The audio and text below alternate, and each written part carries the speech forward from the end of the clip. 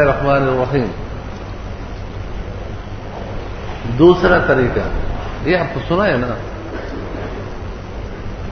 اصل کتاب سے سنا ہے. یہ ایک فکر مند آدمی میں نے دیکھا، ڈسمل خان سے میرے پاس فون آیا کہ میں نے مختلف اوقات میں سال کے اندر لوگوں سے پیسے لیے ہیں. اب اگر میں جو ان کا طریقہ ہے، اگر میں اسی طریقہ پر اوسط نکال کر کے اور مہینے پہ پیسہ تقسیم کرتا ہوں نفع، تو اس میں خرابی ہے کہ جس مہینے میں زیادہ نفع ہوا ہے اس کا کچھ نفع دوسرے مہینے میں چلا جائے گا. حالانکہ اتنا میں بھی سمجھتا ہوں کہ جس مہینے میں زیادہ نفع ہے اس مہینے میں جن کا پیسہ لگا ہے وہ ان کا حق ہے، اور جس مہینے میں کم نفع ہے تو اس مہینے میں جن کا فائدہ ہے وہ کم نفع ان کا حق. اب اگر میں اوسط نکالتا ہوں تو اوسط میں زیادہ نفع وہ کم مہینے میں جو نفع ہوا ہے اس مہینے میں چلا جائے گا، تو ایک کا حق دوسرے کو جائے گا. ایک عامی شخص ہے، اس نے یہ مسئلہ مجھ سے پوچھا، تو مجھے کوئی طریقہ بتاؤ تاکہ میں ہر ایک کو اپنا حق دے دوں. تو ان کو میں نے کہا کہ آپ نے جو شرکت کی ہے یہ اسلام میں نہیں ہے، کتابوں میں مذاہب اربع میں چلے، اسلام میں بھی نہیں ہے، اسلام کے اصول کی بھی خلاف ہے. اس لیے اس کے تقسیم کا مجھے طریقہ نہیں آتا.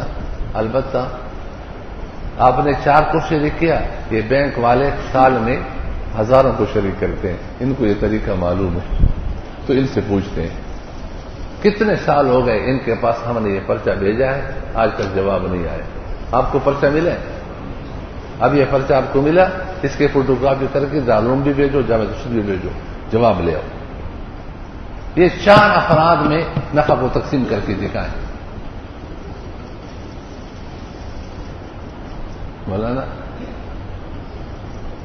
ہزاروں کو، ان کا تو مسئلہ حل شدہ ہے، یہ فارمول اس میں جاری کرے.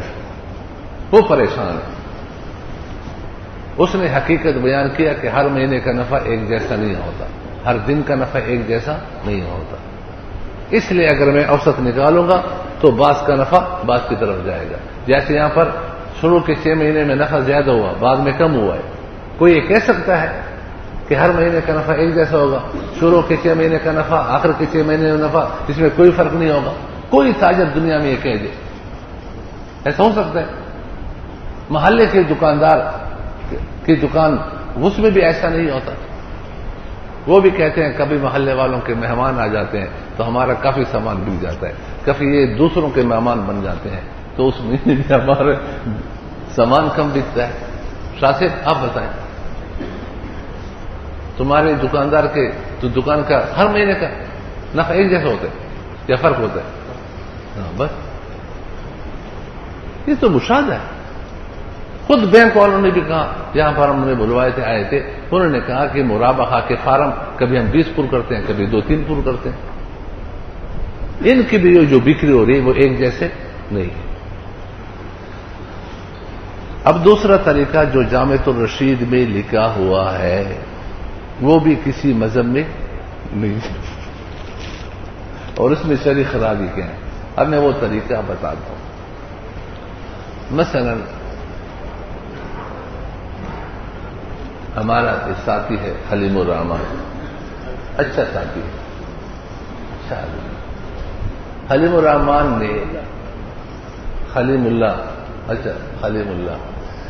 اللہ نے مثلا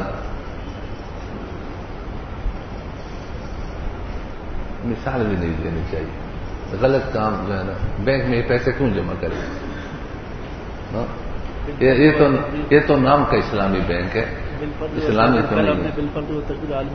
چلو بالفرض و تقدیر حلیم الرحمان نے 12,000 روپے جمع کر لیے میزان بینک کے اندر. یہ 15 دن 12,000 رہے. کتنے دن؟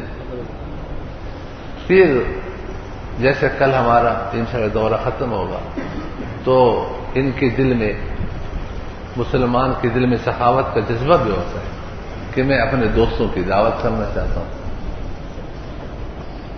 تو 9,000 روپے نکالا.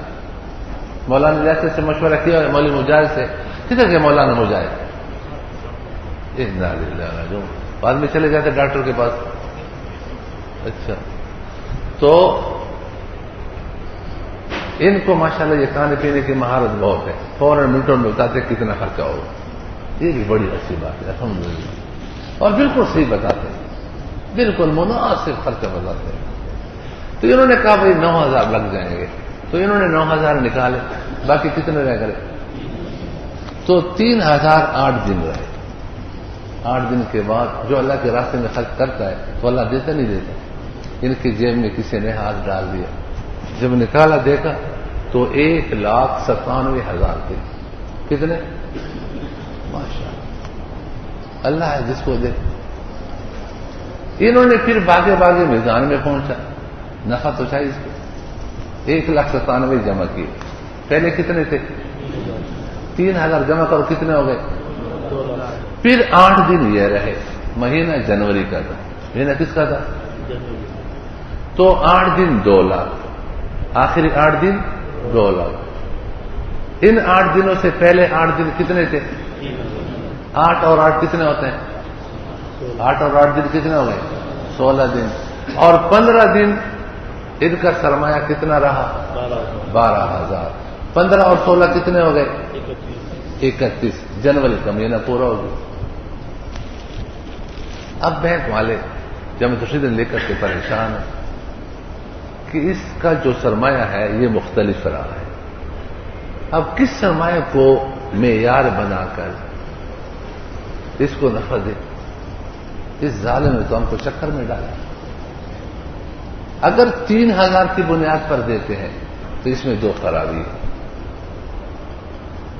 یہ خرابی یہ ہے کہ 3,000 سرمایہ صرف 8 دن رہا ہے، پورے مہینے یہ خلاف واقع ہے. خلاف واقع جانتے ہو؟ سچ کو کہ خلاف واقع کمانا کیا؟ خلاف واقع ہے ہمیں سچ ہے. کیا ہے؟ جھوٹ ہے نا. خلاف واقع کیا مانا؟ ایک تو خلاف واقع بات ہے تو ہم خلاف واقع کم کیوں کریں. دوسرا یہ ہے کہ اس کا نقصان ہے بیچارے. کیا ہے؟ نقصان ہے. اگر یومیہ ہر دن کا سرمایہ اس کا 3,000 بنایا جائے تو اس کو نقصان ہے. اس کا سرمایہ کہیں 12,000 رہا ہے، کہیں 2 لاکھ رہا ہے، زیادہ نفع دینا چاہیے. تو اس میں اس کا نقصان ہے. ہم ان پر ظلم نہیں کر سکتے. اور اگر ہم 2 لاکھ کو کیا بنا دیں، ان کا سرمایہ تصور کر لیں، تو اس میں بھی 2 خرابی ہے. ایک خرابی تو یہ ہے کہ یہ خلاف واقع ہے. 2 لاکھ سرمایہ صرف 8 دن رہا ہے. کتنا رہا ہے؟ 8 دن ہے، پورے مہینے نہیں رہا. اب جو سمجھ بھائی خلاف واقع ہے یا نہیں؟ تو ہم نے بینک اس لیے تھوڑی بنائے کہ ہم خلاف واقع باتیں کریں.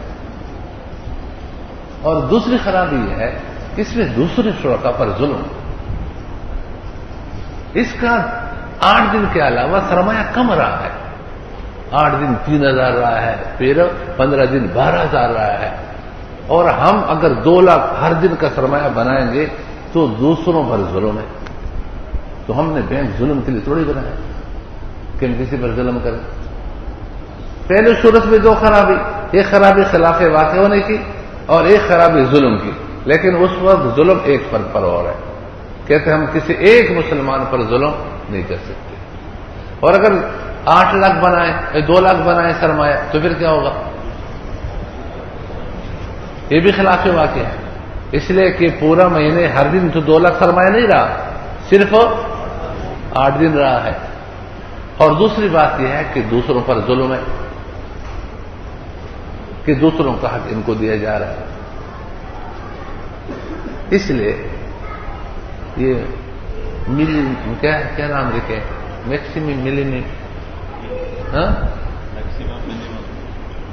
اس لیے انصاف کا طریقہ جو عدل اور انصاف کے قریب ہے وہ طریقہ یہ ہے، وہ طریقہ یہ ہے کہ آپ 15 دن سرمایہ کتنا رہا ہے؟ 12,000. 15 کو 12 میں ضرب دو، جو حاصل آ جائے اس مجموعے کو محفوظ رکھو. پھر 3000 8 دن رہا ہے مولانا یاسر، تو 8 کو 3 میں ضرب دو، مجموعے کو محفوظ رکھو۔ پھر 2 لاکھ 8 دن رہا ہے، 2 لاکھ کو 8 میں ضرب دو اور مجموعے کو محفوظ رکھو۔ کتنے مجموعے ہو گئے؟ 3۔ 12 کو 15 میں ضرب دے کر محفوظ، ایک مجموعہ۔ پھر 3000 کو 8 میں ضرب دے کر مجموعہ، پھر مجموعہ، پھر تینوں مجموعوں کو جمع کرو اور جمع کرنے کے بعد 31 پر تقسیم کرو۔ کس پر کہو؟ جو حاصل تقسیم آ جائے، جو تقسیم کا جواب اور حاصل آ جائے، اس کو ہر دن کا سرمایہ بناؤ۔ ان حضرات نے یہ محنت کی ہے کہ 3 مجموعے بھی بنائے، پھر جمع بھی کیے، پھر تقسیم بھی کیے، اور جو تقسیم کر کے اس کا جواب آیا ہے 58,194۔ ہر دن کا سرمایہ کیا بنا دو؟ 58,000۔ اب آپ لوگ بتائیے کہ جو پہلے 2 خرابیاں تھیں یہاں پر ہے یا نہیں؟ ہر دن کا سرمایہ کتنا بناؤ؟ یہ واقعے کے مطابق ہے۔ ایک دن بھی اس کا سرمایہ 58,194 رہا ہے، اس کو چھوڑا ہے خلاف واقع ہونے کی وجہ سے، اور یہ واقع کے مطابق ہے۔ یہ ہدایہ ملی کا ہے کہ ایسا کرو۔ آپ لوگوں کو ہدایہ کی عبارت پیش کرنی ہوگی یا شامیہ کی عبارت پیش کرنی ہوگی کہ وہاں یہ 3 مجموعے جمع کرو، پھر تقسیم کرو، پھر یہ کرو۔ ابھی آپ کو سنائیں گے، انہوں نے انگریزی کے نام دیے گئے ہیں، عربی کا لفظ نہیں ذکر کیا، کوئی عربی کتاب کا حوالہ نہیں ہے۔ معلوم ہے کہ یہ فارمولہ غیروں کا ہے، یہ اسلام کا فارمولہ نہیں ہے۔ اسلامی فارمولہ ہوتا تو پھر ہدایہ کا حوالہ ہوتا، شامیہ کا حوالہ ہوتا، البحر الرحیق کا حوالہ ہوتا، الانگیریہ کا حوالہ ہوتا، لیکن یہ حوالہ نہیں ہے۔ میکسیمم ملی میکسیمم، یہ مولا ابراہیم کو تو یہ بات تھی، تیرے کو بتاتی ہوگی، اب ان سے پوچھتے ہیں۔ اچھا، تو یہ خلاف واقع ہے یا نہیں؟ اچھا، دوسری بات، یہ کہتے ہیں ظلم نہیں ہے۔ شروع میں 15 دن مولانا کا سرمایہ کتنا تھا؟ 12,000۔ اگر ان 15 دنوں میں نقصان ہوتا تو ان کو کتنا نقصان ہوتا؟ 12,000 کے تناسب سے نقصان ہوتا، تو نفع بھی کیا ہونا چاہیے؟ اور آپ کتنے تناسب سے؟ 58,194۔ تو یہ دوسروں پر ظلم ہے یا نہیں؟ پھر 8 دن اس کا سرمایہ 3,000 رہا ہے۔ اگر ان 8 دنوں میں نقصان ہوتا تو ان کے ذمے نقصان 3,000 کے تناسب سے ہوتا، تو نفع بھی 3,000 کے تناسب، آپ 58,000 کے تناسب سے دے رہے ہیں، تو یہ دوسروں پر ظلم ہے یا نہیں؟ آخری 8 دن میں اگر نقصان ہوتا تو ان پر 2 لاکھ کے تناسب سے نقصان اور ضمان پڑتا، تو نفع بھی 2 لاکھ کے حساب سے، جبکہ آپ نفع کتنے؟ 58,194 اس کے، تو یہ اس پر ظلم ہے یا نہیں؟ کبھی دوسروں پر ظلم، کبھی اس پر ظلم، جبکہ اس طریقے پر مولانا انہوں نے لکھا ہے کہ یہ لا تظلمون ولا تظلمون، قرآن کی آیت پیش کی۔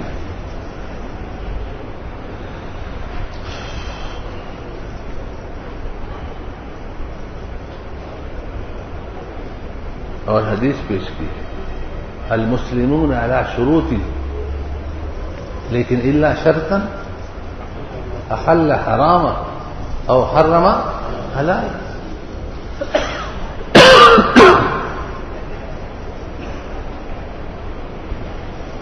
اگر اعظم مفتی صاحب رحمۃ اللہ ہوتے تو پتہ نہیں کیا معاملہ فرماتے۔ تھوڑا مشکل. ہاں کہ تم مجتہد بن گئے.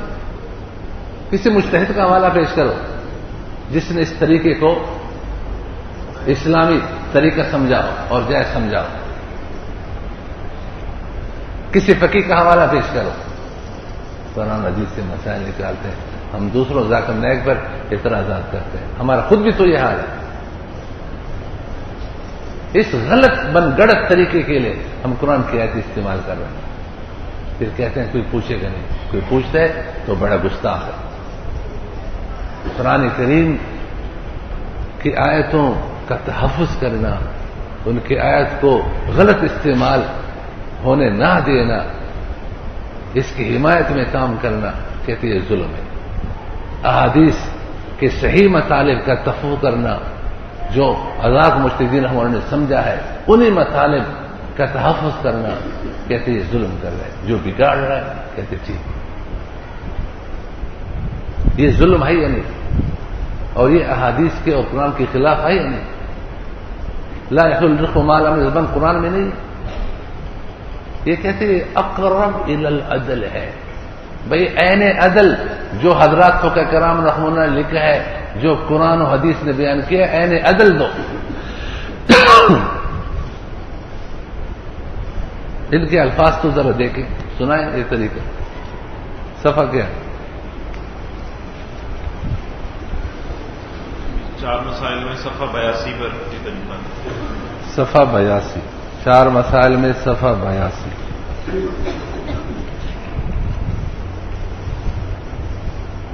اس کا کتاب مجھے دے دو نا، ان کا کتاب مجھے دے دو.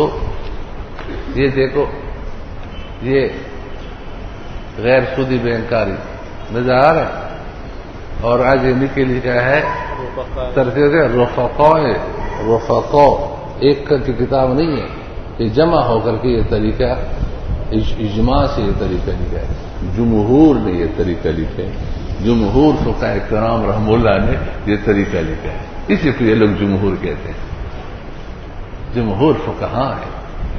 ہاں یہ اب اس میں دیکھو یہ نقشہ بھی بنا ہے، یہ نظر آ رہا ہے. یہ خانے،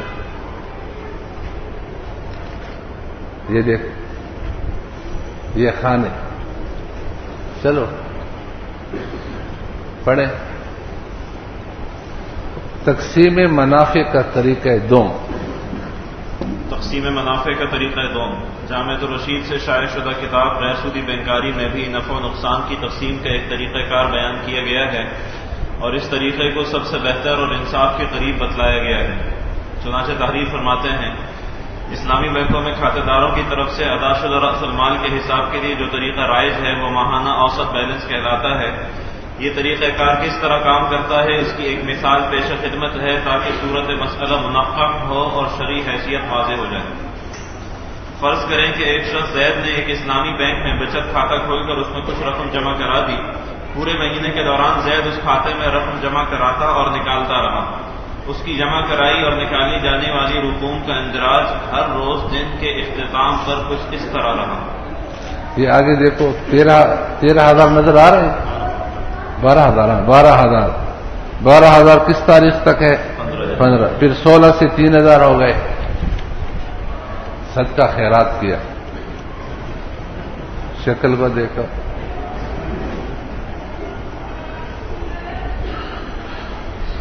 مہمان دور سے نظر آ جائے تو نابینا بن جاتا ہے. سمجھ گئے؟ نابینا کہتے میرے آنکھ کی دکھتی ہے. سمجھ گئے؟ چلے 23 جنوری تک یہ 3,000 ہے.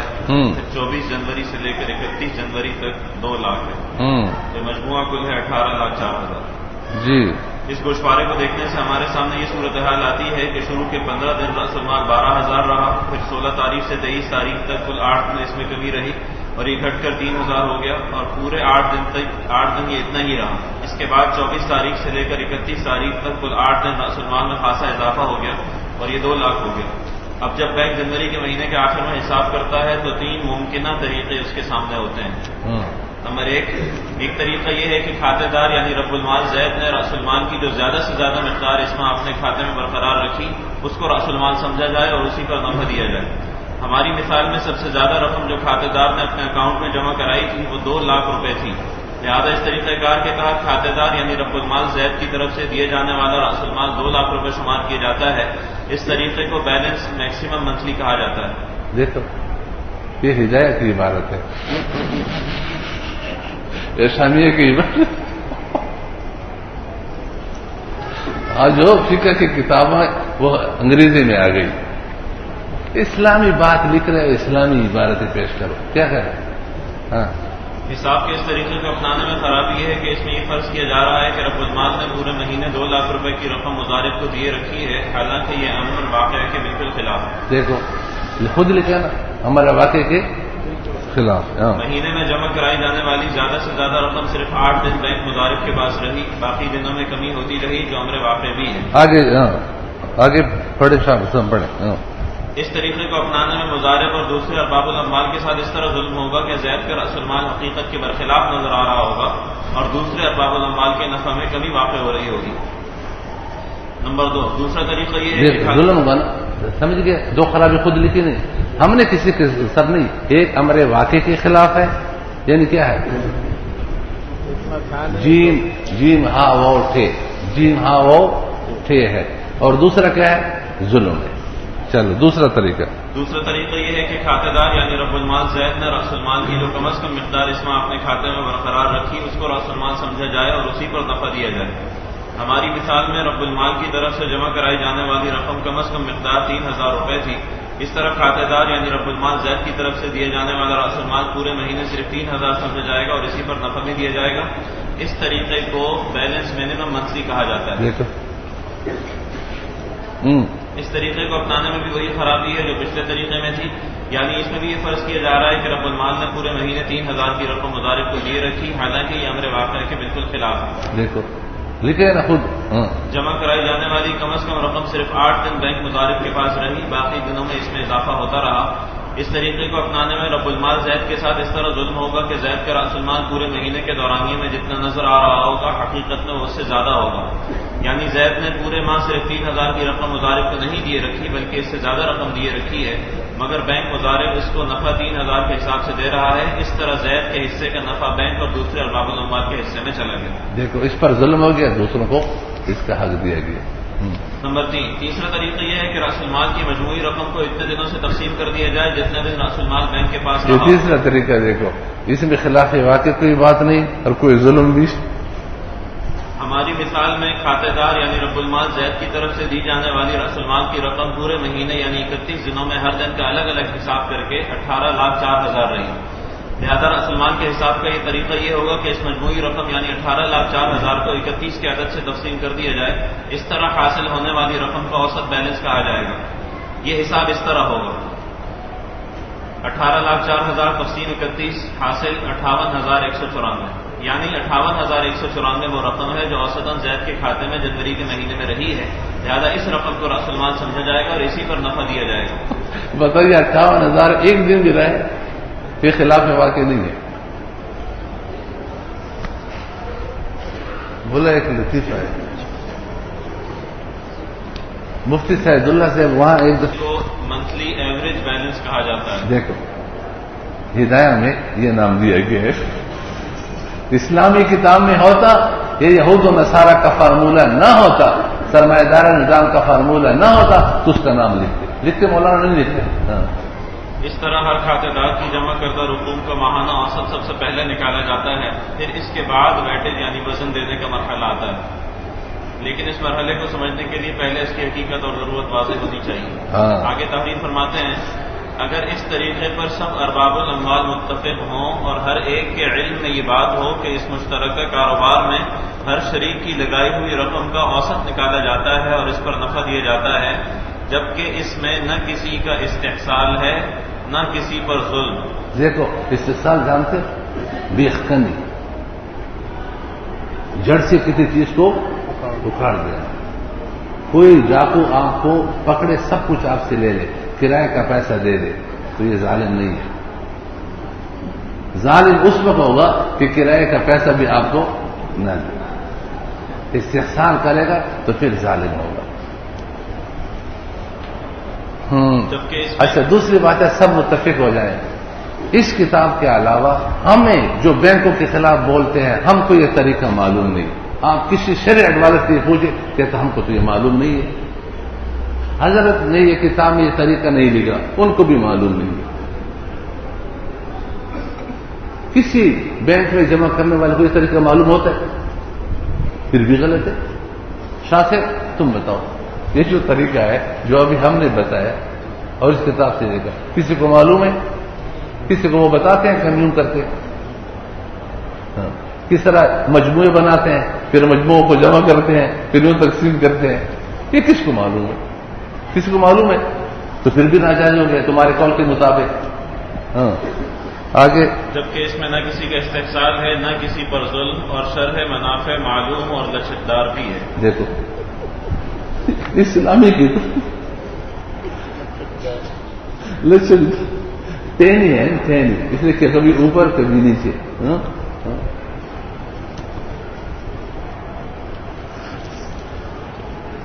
اپنے لوگ ہیں اس لیے کچھ کہہ نہیں سکتے. یہ دوسرے تک کے لوگ ہوتے پھر ہم تھوڑا سا زبان کھولتے. آگے کیا لکھا ہے؟ نہ کسی پر ظلم اور شرح منافع معلوم اور لچکدار بھی ہے تو المسلمون علی شروطہم الا شرطا احل حراما او حرم حلالا کی روح سے اس طریقہ کار میں کوئی حرج نہیں. بتائیے حرج ہے یا نہیں؟ احل حراما آخر میں فرمایا ہے. ادھر جب 12,000 ہے زمان تو نفع بھی 12,000 کے تناسب تو 58,000 کے تناسب دیتا ہے تو یہ حرام نہیں کھلا رہے دوسرے کہا کہ اس کو نہیں دے رہے. تو حدیث تو کہہ رہے کہ وہ شرط جو آپ کے لیے حرام کو حلال قرار دے وہ جائز نہیں ہے. یہ ہے یا نہیں؟ تو حدیث تو تمہارے خلاف ہے. بلکہ یہ طریقہ سب سے بہتر اور انصاف کے قریب ہے. انصاف کے اچھا یہ نہیں کہا کہ عین انصاف ہے کیونکہ اس طرح کے حساب کتاب سے نہ تو رب المال کے ساتھ زیادتی ہوتی ہے اور نہ مضارب کے ساتھ ظلم ہوتا ہے. گویا لا تظلمون ولا تظلمون پر مکمل عمل درآمد ہوتا ہے. یہ فکر کی عبارت ہے قرآن کی.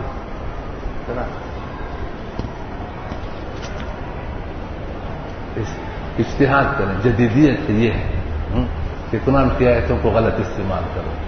ہم اور آپ سمجھ رہے ہیں کہ زمان اگر کم ہے الخراج بالزمان ہے یا نہیں؟ زمان 3,000 کا ہے اور آپ نفع 58,000 کا دے رہے ہو تو یہ ظلم ہے یا نہیں دوسروں پر؟ کبھی اس پہ ظلم ہے کبھی اس پر ظلم ہے. اسلامی بینک اس تیسرے طریقے کو مذکورہ بالا تفصیلات کے تحت اختیار کرتے ہیں اور اسی طریقے کو بینک اسلامی کی شرعیہ سپروائزری بورڈ یعنی ہیئت الرقابت الشرعیہ کی نگرانی کے تحت اختیار کیا جاتا ہے. ایک اور قابل وضاحت بات یہ بھی ہے کہ ہم نے جو مثال یہاں درج کی ہے وہ بڑی آسان اور سادہ رکھی ہے تاکہ نفس مسئلہ واضح ہو سکے. جب کئی ہزار ارباب الاموال ہوتے ہیں اور وہ اپنے رؤوس الاموال میں کمی بیشی کرتے رہتے ہیں تو صورت مسئلہ خاصی پیچیدہ اور دشوار ہوتی ہے. اس کے حل کے لیے اسلامی بینک کمپیوٹرائزڈ نظام استعمال کرتے ہیں جو اس حساب کتاب کو آسانی سے حل کرنے میں مددگار ہوتا ہے. وہ توڑ جوڑ وہ کمپیوٹر جانتا ہے وہ توڑ جوڑ کرتا ہے. غیر سودی بینکاریہ جامعۃ الرشید صفحہ 131 تا 138. اس طریقہ کار میں درجہ ذیل شرعی خرابیاں ہیں جن کا جواب چھوڑ یار اس کو. تیسرا مسئلہ بینک سے رقم نکلوانا. یہ حضرات فرماتے ہیں کہ بینک سے مولانا الیاس سے جو نفع جو کلن یا بعضن مثلا شاہ صاحب نے پیسے رکھے ہیں 10 لاکھ اب 5 لاکھ نکلوا رہے ہیں چیک کاٹ دیا یا 10 لاکھ کے 10 کے نکلوا رہے ہیں. فرمائیں یہ نکلوانا بیع ہے. کیا ہے؟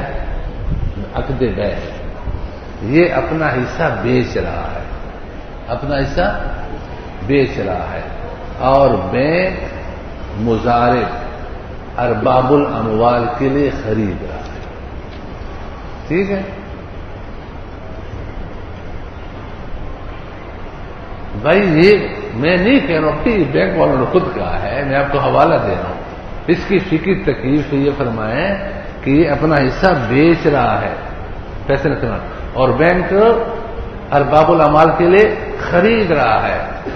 پھر اگر کوئی سوال کرے کہ اس خریداری میں بینک کوئی ظلم تو نہیں کر رہا؟ کہتے نہیں، بینک ظلم کے لیے نہیں بنائے، وہ انتہائی انصاف کے ساتھ اس کی حصے کی جو مارکیٹ ویلیو ہے قیمت لگاتے ہیں، اور قیمت لگاتے ہیں جیسے مثلا اگر اس کا حصہ 10 لاکھ ہے اور قیمت بازار میں 15 لاکھ لگ گئی تو اس کو 10 لاکھ سرمایہ بھی دیتے ہیں، جو 5 لاکھ نفع ہوا ہے اس نفع میں سے ان کا جو حصہ بنتا ہے، مگر اگر 50% ہے تو 2.5 لاکھ روپے بھی دیتے ہیں۔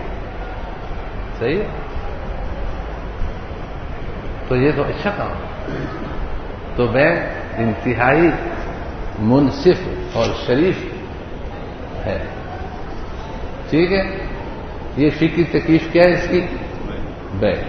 پہلے اس کو پڑھو، اس کے بعد پھر اس پر جو ہم کہتے ہیں تم کیا کہہ رہے ہیں؟ ہاں، مسئلہ نمبر 3، بینک سے کل یا بعض رقم نکلوانا اور اس کی فقہی تکلیف۔ صفحہ نمبر ہے 90۔ صفحہ 90۔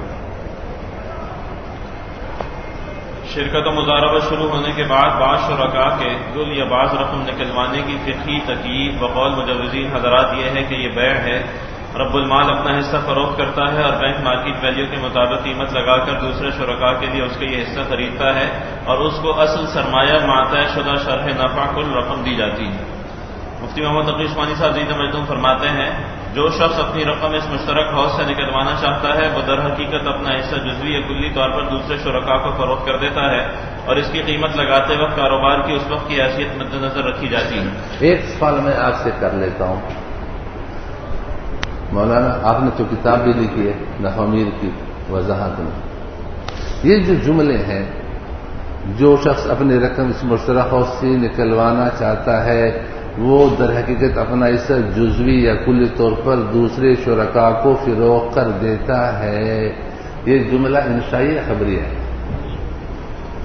کیا ہے؟ خبریہ ہے۔ اچھا، اور اس کی قیمت لگاتے وقت کاروبار کی اس وقت کی حیثیت مد نظر رکھی جاتی ہے، یہ جملہ انشائیہ ہے۔ کیا ہے؟ کہ بینک اسی کی قیمت لگاتے وقت اس وقت کی حیثیت کو مد نظر قیمت لگاتے ہیں، یہ بھی جملہ کیا ہے؟ خبریہ ہے۔ ٹھیک، آگے لکھتے ہیں اب بات اس قیمت کی رہ جاتی ہے جس پر شرکاء وہ حصہ خریدیں۔ اس کا منصفانہ فارمولہ یہی ہو سکتا ہے کہ اگر اس وقت اثاثوں کو بازار میں فروخت کیا جاتا اور اس وقت نکلنے والے شریک کا رأس المال میں، اور اگر اس وقت تک نفع ہوا ہو تو نفع میں جتنا حصہ بنتا اس کے حصے کی اتنی ہی قیمت لگائی جائے گی اور نفع کا حصہ اس تناسب سے مقرر کیا جائے گا جو شرکت کے وقت طے ہوا تھا۔ غیر سودی بینکاری صفحہ 327 تا 300۔ دیکھو انصاف کا طریقہ فارمولہ بھی یہی ہے کہ مارکیٹ ویلو کے مطابق اس کی قیمت لگائی جائے اور رأس المال دے کر کے نفع جو اس میں حصہ ہے وہ بھی دے دے، اور ایسا کرتے ہیں۔ خبر کا مطلب کیا ہے کہ بینک والے ایسا کرتے ہیں۔ جامع الرشید سے شائع شدہ کتاب میں لکھا ہے جبکہ شریک سے بینک جب حصہ خریدتا ہے تو نمبر 1 مارکیٹ ویلیو جو کہ عملاً بک ویلیو ہوتا ہے پر خریدتا ہے۔ یہ جملہ کون سا ہے؟ خبریہ انشائی ہے؟ خبریہ۔ نمبر 2 بینک اس وقت تک کا نفع بھی رب المال کو اس کی قیمت میں شامل کر کے دیتا ہے۔ یہ تو رأس المال بھی دے دیتا ہے، اونے پونے اب بھی آ رہا ہے تو رأس المال بھی دے دیتا ہے اور ساتھ کیا ہے؟ نفع بھی دیتا ہے۔ یہ جملے کیا ہے؟ خبریہ۔ اب دیکھو اس سلسلے میں 2 باتیں دوستو یاد رکھیں۔ اولاً تو یہ کہنا کہ یہ بیع ہے اور مارکیٹ ویلو کے مطابق اس کی قیمت لگائی جاتی ہے، تو یہ بات محل نظر ہے۔ کیوں؟ اس لیے کہ بینک سے جو رقوم نکلوانے والے ہیں وہ 2 قسم کے لوگ ہیں، یہ یاد رکھیں۔ ایک وہ ہے کہ جتنی مدت کے لیے پیسہ جمع کیا ہے اس مدت کے مکمل ہونے کے بعد نکال رہے ہیں، اور ایک ہے کہ اس مدت سے پہلے نکال رہے ہیں۔ مثلا ایک شخص نے 10 سال کے لیے رقم جمع کی ہے اور 10 سال پورا ہونے کے بعد نکال رہے ہیں. دوسرا وہ ہے جو 10 سال کے لیے جمع کی ہے اور 5 سال کے بعد 10 سال سے پہلے نکال رہے ہیں.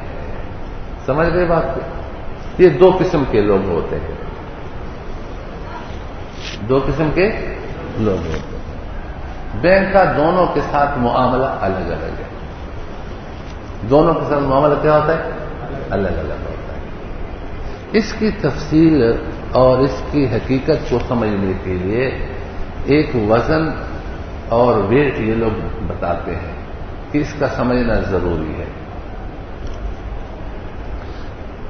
اس کی وضاحت کے لیے میں آپ کو پہلے جو سودی بینک ہیں وہ کیا کرتے ہیں اس کا طریقہ بتاتا ہوں، پھر ان کا طریقہ بتاتا ہوں. سودی بینک کے پاس 2 فرد آئے، مولانا جیسے 2 فرد سودی بینک کے پاس آئے، 10 لاکھ روپے لے کر آئے. لیکن ایک نے کہا سودی بینک سے کہ میں 10 سال کے لیے آپ کو قرض دے رہا ہوں. دوسرے نے کہا 5 سال کے لیے دے رہا ہوں. سودی بینک کو جو زیادہ مدت کے لیے قرض دیتا ہے اس کو سود زیادہ دیتا ہے، جو کم مدت کے لیے قرض دیتا ہے اس کو سود کم دیتا ہے. تو جس نے کہا کہ میں 10 سال کے لیے قرض دے رہا ہوں، اس سے مثلا سودی بینک نے کہا کہ آپ کو فی لاکھ 1500 روپے سود ملے گا. تو 10 لاکھ پر کتنا سود ملے گا ماہانہ؟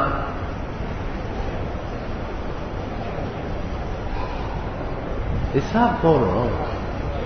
1 لاکھ میں 1500 ہے تو 10 لاکھ میں کتنا ہو گیا؟ 15,000 ہو گیا. اتنا موٹا حساب نہیں آ رہا ہے. پھر کیا تمہارے ABCD کا کیا فائدہ ہوا؟ ماہانہ کتنا مل رہا ہے؟ جس نے کہا کہ میں 10 لاکھ 5 سال کے لیے دے رہا ہوں، مدت کم ہے، اس کو کہا کہ آپ کو 1 لاکھ پر 1,000 سود ملے گا. تو 10,000 پر کتنا سود ہوا؟ 10,000. کتنا ملا؟ 10,000 ملا 10 لاکھ پر. اچھا، ہر مہینے وہ دوسرا جس نے 10 سال کے لیے دیا اس سے کتنا زیادہ سود لے رہے؟ ہر مہینے کتنا زیادہ لے رہے؟ سال میں کتنا زیادہ لے گا؟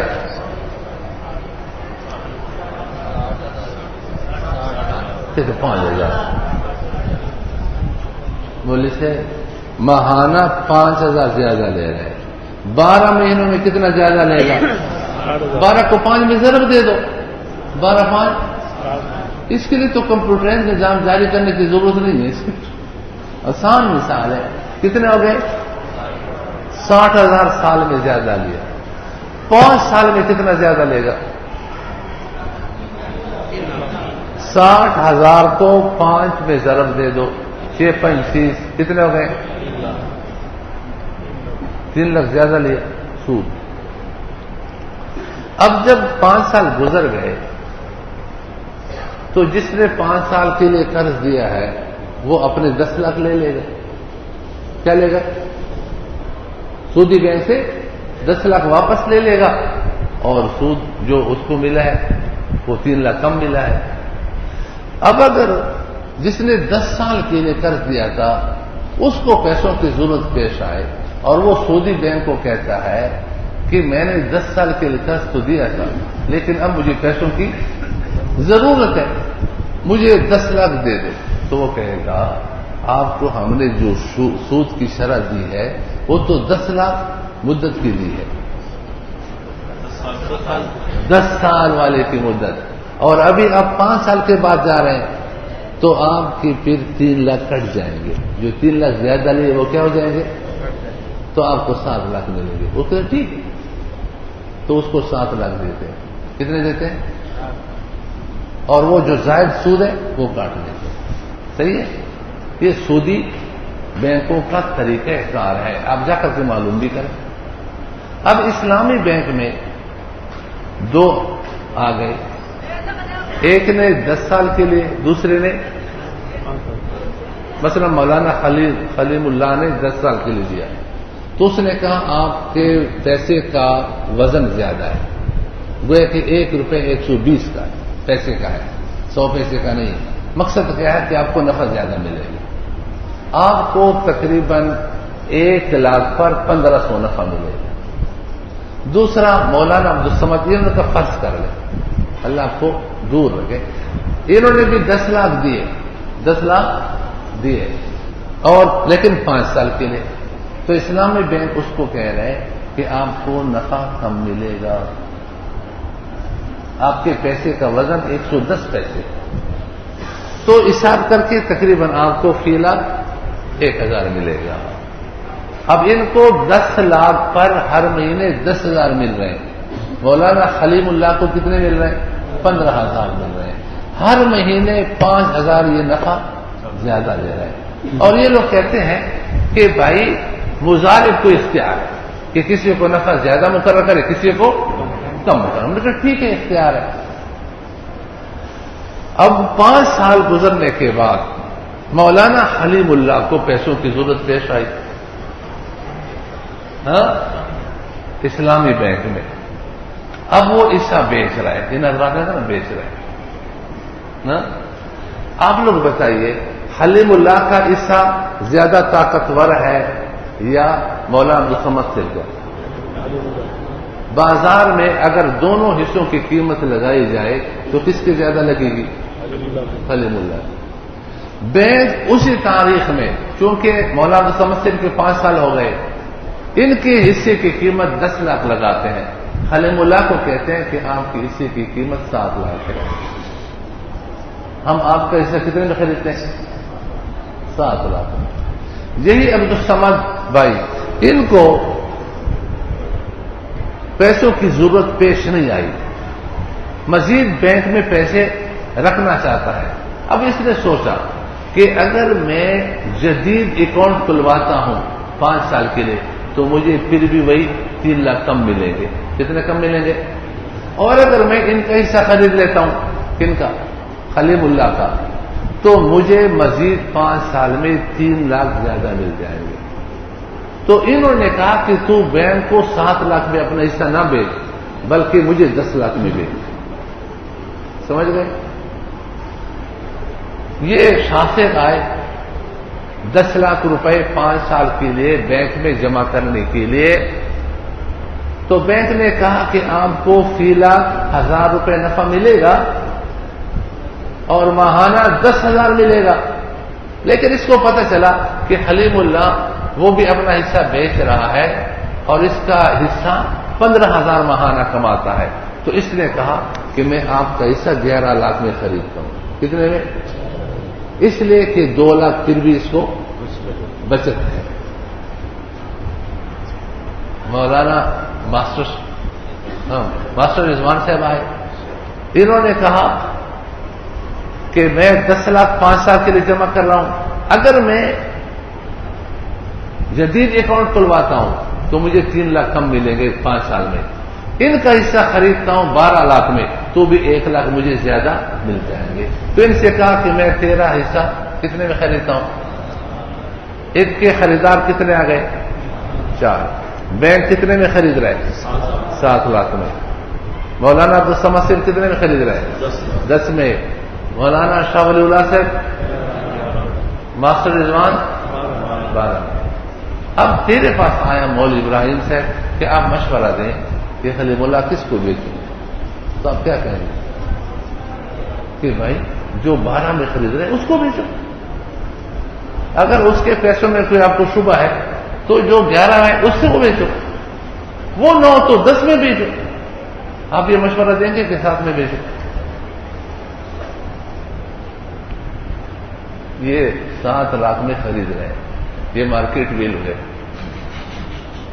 اسی تاریخ میں وہ حصہ جو کمزور ہے، کم کماتا ہے، 2 دکانیں ہیں، سرمایہ دونوں کا ایک ہے، لیکن ایک دکان زیادہ چلتی ہے، ایک کم چلتی ہے، مارکیٹ کے اعتبار سے کس کی قیمت زیادہ ہوگی؟ جو زیادہ کماتی ہے۔ جو اس سے زیادہ کما رہے ہیں اس کی قیمت کم بینک لگا رہا ہے، جو کم کما رہے ہیں اس کی قیمت 10 لاکھ لگا رہے ہیں. یہ مارکیٹ ویلو ہے. یہ انسان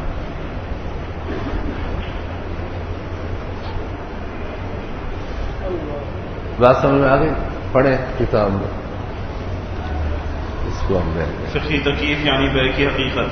اولاً یہ تکیف درست نہیں کیونکہ نہ تو یہاں بے کی حقیقت موجود ہے اور نہ ہی بینک اس کو بے سمجھ کر معاملہ کرتا ہے اور نہ ہی اس حصے کی بازاری قیمت لگاتا ہے اور نہ ہی لگانا ممکن ہے. ان حضرات کا اس صورت کو بے ٹھہرا کر یہ خبر دینا کہ بینک بازاری قیمت پر خریدتا ہے اور طے شدہ شرح نفع بھی اصل سرمایہ کے ساتھ ملا کر دیتا ہے، دانستہ یا نادانستہ طور پر خلاف واقع خبر. یہ ہم نے بڑوں کو اعتراض سے جو بتایا وہ آپ کو نا خبر دی ہے. اب اتنے بڑے جب خبر دے رہے ہیں ہاں تو لوگ کیا کہیں گے؟ اعتماد نہیں کریں گے کہ بینک ایسا آنا کہ بینک ایسا کرتا نہیں. تو ہم نے ان کو اعتراض سے بچایا. کیا کہا؟ دانستہ یا نادانستہ طور پر. ثانیاً اگر اس تکیف فقہی کو مان کر اس کو بے تسلیم بھی کر لیا جائے تو بھی یہ بے کئی وجود سے ناجائز اور فاسد ہے. امر اول کی وضاحت اور دلیل. یہ تکیف اور خبر درست نہیں کیونکہ بینک سے کلی یا جزوی طور پر رقم نکلوانے والوں کی 2 قسمیں ہیں. نمبر 1 مدت مکمل ہونے کے بعد نکالنے والے. نمبر 2 تکمیل مدت سے پہلے نکالنے والے. دوسری قسم کے لوگ جو مدت سے پہلے رقم نکالتے ہیں تو قلیل مدت کے ویٹ کے تناسب سے بینک اصل رقم یعنی سرمایہ سے کٹوتی کر کے بقیہ واپس کرتا ہے، جس سے معلوم ہوتا ہے کہ نہیں بازاری قیمت لگاتے ہیں اور نہیں سرمایہ مع نفع واپس کرتے ہیں، بلکہ بعض صورتوں میں تو لیا ہوا نفع بھی واپس لے لیتے ہیں. اس کی مزید تفصیل ویٹ کی وضاحت پر موقوف ہے. ویٹ کی وضاحت. جو شخص زیادہ مدت کے لیے بینک میں رقم لگواتا ہے بینک یہ ویٹ کی وضاحت میں نے آپ لوگوں کے سامنے پیش کر لی. ٹھیک ہے، یہ تاریخ خود پڑھ لیں. یہ عجوبہ آپ سنائیں. عجوبہ یہ 94 صفحے پر. پچھلے ماہ تک بکر کا حصہ ہر ماہ 15,000 نفع کماتا رہا. اس ماہ جب حصہ بیچنے لگا تو ایک دم دھڑام سے اس کا حصہ 3 لاکھ نقصان پر چلا گیا. حالانکہ اگر اس ماہ بیچنے کی بات نہ کرتا تو بھی اس کا حصہ 15,000 کا نفع کماتا، بلکہ آئندہ 5 سال تک کماتا. یہ ایک عجوبہ ہو سکتا ہے. اس کو کون دیفام حقیقت کہہ سکتا ہے؟ نیز تعجب بالائے تعجب یہ ہے کہ اس کے دوست زید کے حصے کی قیمت اسی تاریخ میں زید کی مراد جہاں مولانا عبدالصمد صاحب ہے اور جو ظلم ہو رہا ہے اس کے ساتھ ہو رہا ہے. یہ بیچارہ مظلوم ہے. اس کے دوست زید کے حصے کی قیمت اسی تاریخ میں بازار میں 10 لاکھ لگ رہی ہے، اس لیے اس کو 10 لاکھ واپس دیے جا رہے ہیں، اور بکر بیچارہ کے حصے کی قیمت اسی دن 7 لاکھ لگ رہی ہے. ببی تفاوت را از گجا استاب گجا، جبکہ دونوں کا کاروبار مشترک ہے اور حصص کی حقیقت میں بازار کے اعتبار سے کوئی فرق بھی نہیں. الحاصل نہ بینک کسی کے حصے کی بازاری قیمت لگاتا ہے اور نہ ہی یہ بیع و شراء ہے. اسی وجہ سے بینک کے بعد مینیجروں کا کہنا ہے کہ ہم یہ بیع و شراء نہیں جانتے، ہم تو ویٹ جانتے ہیں.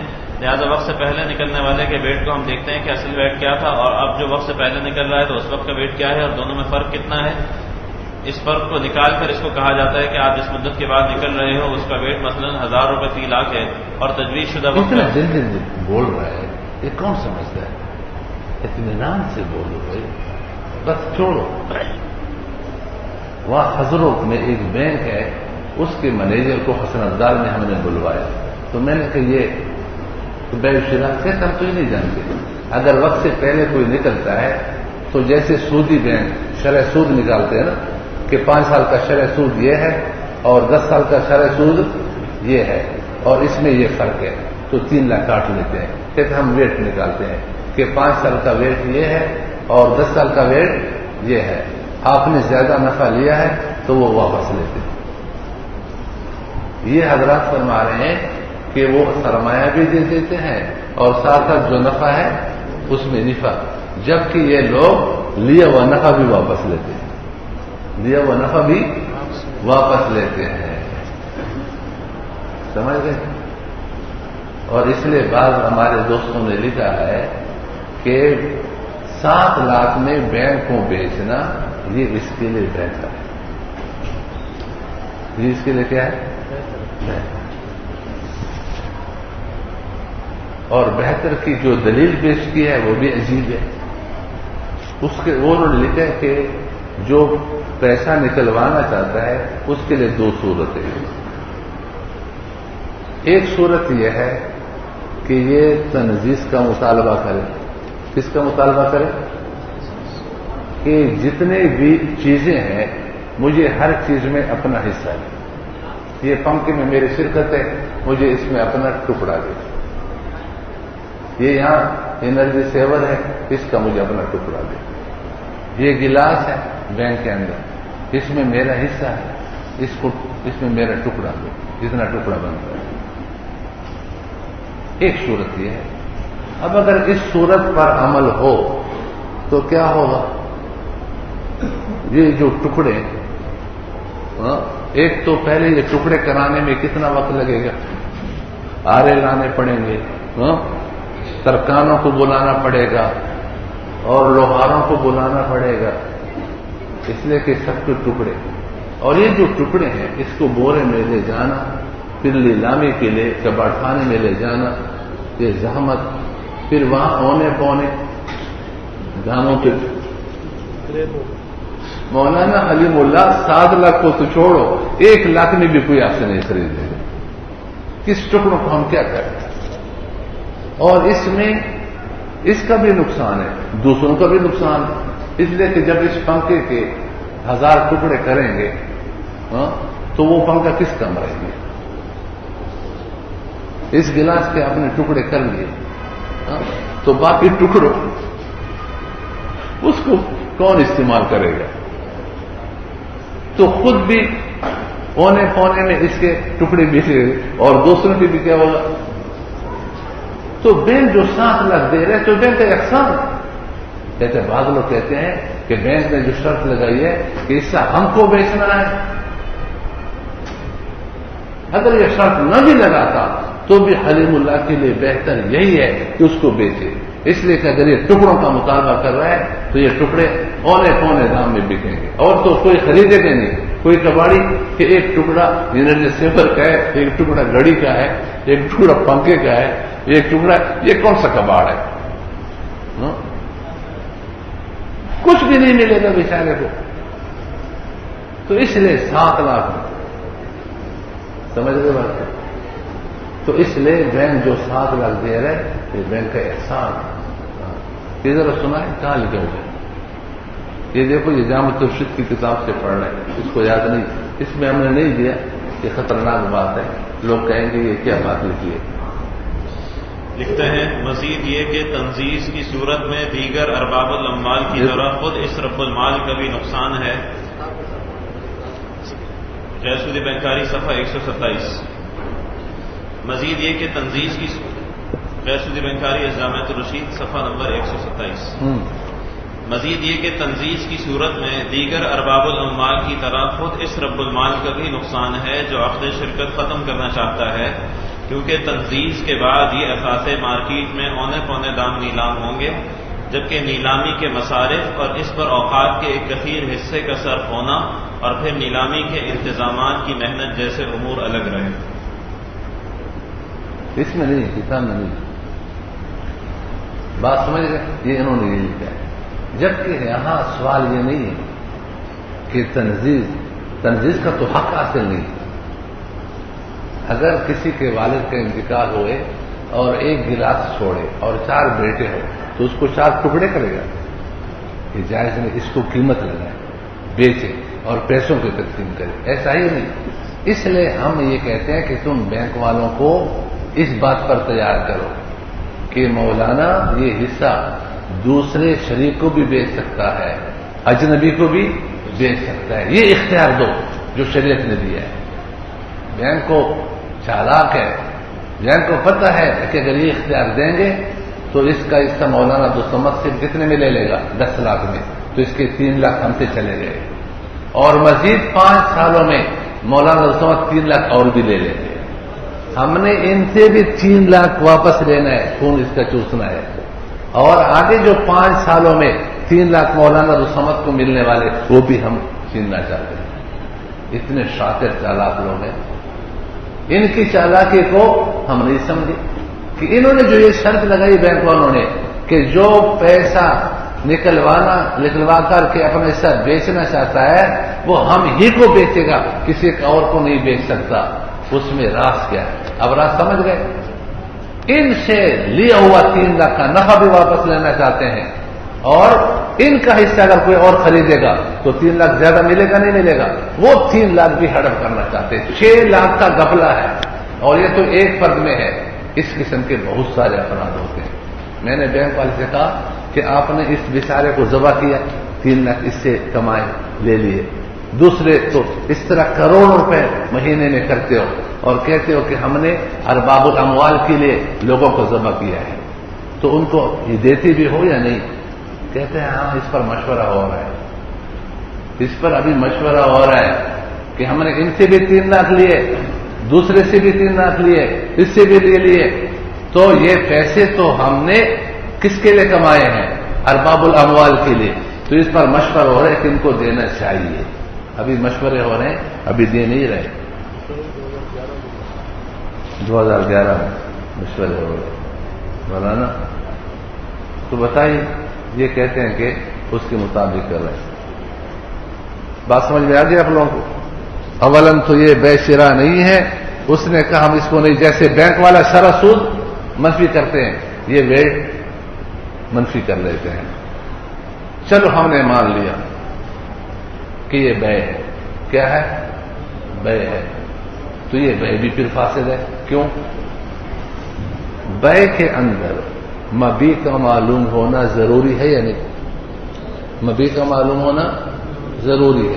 مولانا تسلیم سے ایک بہت بڑا پلاٹ ہے، اس میں آپ کا حصہ ہے، مشترک ہے. آپ بیچنا چاہتے ہو. آپ نے کہا کتنے میں بیچنا چاہتے ہو؟ آپ نے کہا 10 لاکھ میں.